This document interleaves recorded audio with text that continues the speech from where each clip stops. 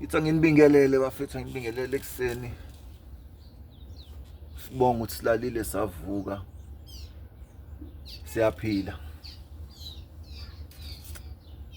Yazi kunento engithi engwarishayo njengomhlali wase-South Africa. Yangiwarisha lento mina. Ngoba yabo njengoba ngikwi-disability sengafana nje nabantu not as really ukuthi ngizoyiphakamisa kulelo side, kodwa part of me I belong kwi-grant yabo. Yona ngiyiphakamisa kakhulu ukuthi fanele sithembele kuyona as umuntu esane-energy yokukhuluma, esanezidladla zokusebenza yabo. Kodwa on the other side, because this is into ephilwayo la e-South Africa. Yabona i-VAT ngendlela enyuke ngayo nangendlela okwenzeka ngayo kubhlungu, kuyadabukisa ngoba thina abantu base-South Africa esikule impilo elow sisenkingeni yabo, sisenkingeni enkulu ngoba yabona ukunyuka kwe-VAT na next day yaphinda futhi yanyuka. Futhi wena muntu okule mpilo thina esisafuna amathuba, esisafisa izinto, sisenkingeni yabo. Mina ngithi njengomhlali wase-South Africa okwe-disability, kunento ekingiphathe kabuhlungu ukuthi kuthiwe yabona abantu abasebenzela ugovernment, mina ngangazi kuqala ukuthi ibona abantu okwakuthiwa basebenza kahle yabo. Yabona ukusayina kwabantu bakuqala nokusayina iziningi ezinye izinto abafanele dithami inkululeko ishintsha nezinye izinto zashintsha. Kuningi nje ngikubuke ngumhlali nje wase-South Africa. Yabona thina sasazi ukuthi ngaliza ikhathi sasazi ukuthi umuntu ohlala komazakhele sasibiza kanjalo, wena bese uhlala elokishini, wena bese uhlala ezakhiweni yabo. Umuntu ohlala kuma-suburb ngizothi umuntu ohlala komazakhele, thina si-understand i-language ama-80s. Umuntu ohlala ama-70s and 80s, umuntu ohlala komazakhele uyazi ukuthi elokishini ile mizi engathi ibukeka kangcono, bese kuba ile mizi ye-4 room.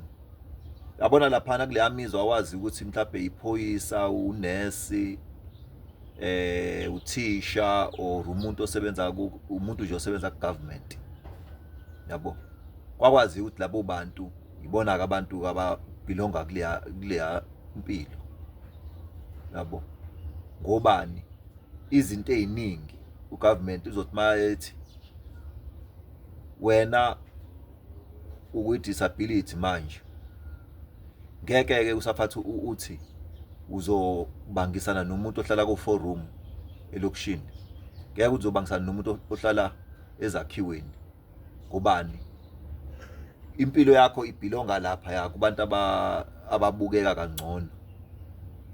Yabona inhloso yami ukuthi yabona ugovernment eminye ezinye zezinto abayisayina abayivumelana u-end up wena muntu ohlala nomuntu or ngithi nje oshade nomuntu osebenza ngaphansi kwa-government, kuthiwe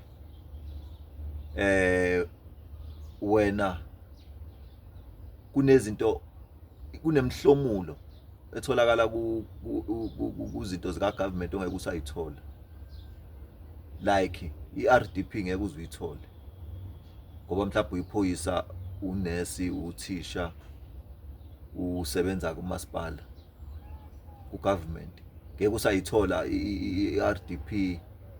Umuntu okwi-disability ngeke aze ayithole i-grant, ngeke aze akuthole ezinye zezinto, okuwukuthi impilo yamanje njengoba no-VAT nani sekunyuke kangaka, umuntu ohlala kuma-suburb nomuntu ohlala elokishini nomuntu ohlala ezakhiweni sekuyafana kule mpilo yamanje. Umuntu ohlala kuleza zindlu usencamela ukusuka ngoba ibhondi yamshaya abuyele elokishini or abuyele ezakhiweni, uyabo.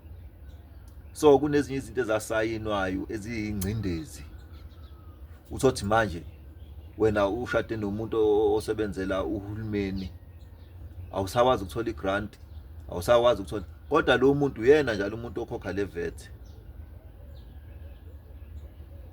uyena umuntu okhokha le VAT. Uma se uye kumuntu osebenza ku-government umbuzo uthi le mali oyisebenzayo manje yakwanelisa, uzokutshela kodwani part of ifamily ikwingcindezi yokuthi kunezinye izinto angakaze ayithole. Ngobani? Impilo yakhe ibhilonga kumuntu ohlangene nomuntu osebenza government. Ibhlungu leyo nto, ibhlungu leyo nto bamanje. Uyabuka izinto zenzeka, ubuka ukuthi hey Nkosi yami, yazi ngabe ngihlanganisa ukuthi nokuthi, kodwa manje nakho ingcindezi yethu ukuthi silokhuzile. Ingcindezi yethu nakho ukuthi manje asikwazi ukuthi umuntu wena ukwi-disability, ngoba phela lento lena uma ngase uthi uyahamba uyoyibhalisa i-grant or uyofuna ukuthi uthole i-grant, into ezokwenzeka uzofaka ingcindezi kulo muntu osebenza kuyena ugovernment, mhlazane esethi uthatha i-UIF noma athethe kuthiwa wena udla ugovernment. Ngani manje? Ngokuthi if mawuthi ushade nomuntu osebenza ku-government kuthiwe wena akade ufraud ugovernment, obana lo muntu wakho, your husband or your wife, ubekade